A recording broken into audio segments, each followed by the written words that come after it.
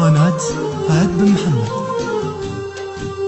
شفتها يا سعود صدفة بعد ما مرت سنين، عند قسم المختبر في وسط مشفى الجامعة.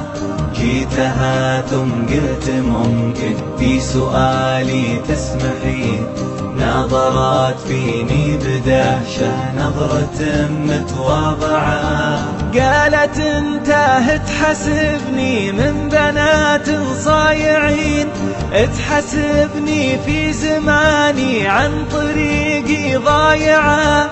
قلت انا ما راح اطول كل ابوها كلمتين، وابعدت عني شوية ثم جتني راجعة.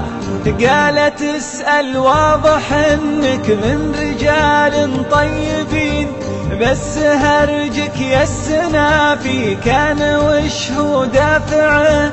قلت انا حبيت وحدة يوم كنا صغيرين، من 8 سنين راحت للمواصل قطعة. عقبها ما ذقت نوم يهتنيها النايمين، ساهر في طول ليلي لين شمسي طالعة. أذكر أنه فيه حبة فوق ثغره من يمين، واذكر أنه لا جرينا كن شعره تابعه، واذكر أنه عاشق فالورد ورد الياسمين.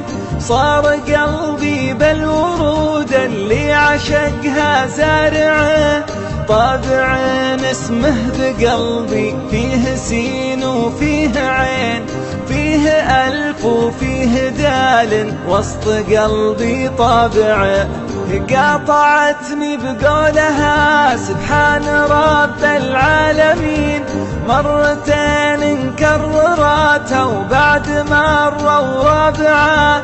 قلت وش فيك وش بلاك يا بنية ترجفين، ليش عينك يا بنية من كلامي دمعة. قالت الموقف وقلبي والمحبة والحنين، كيف أشوفك بعد ما أنا كنت عنك قانعة.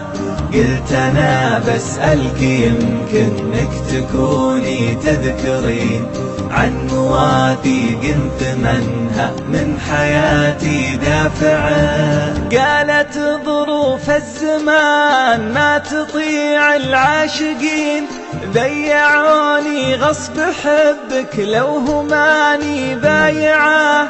أنا في دنياي حالي كنها حال السجين، حتى لو فكوا سراحه فيه شيء مانعه.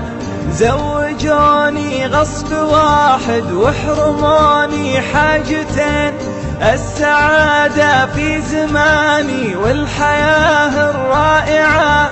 والحين أنا 3 عندي ريم وياسمين، والولد اسمه على اسمك والمشاعر جايعة، والولد اسمه على اسمك والمشاعر جايعة.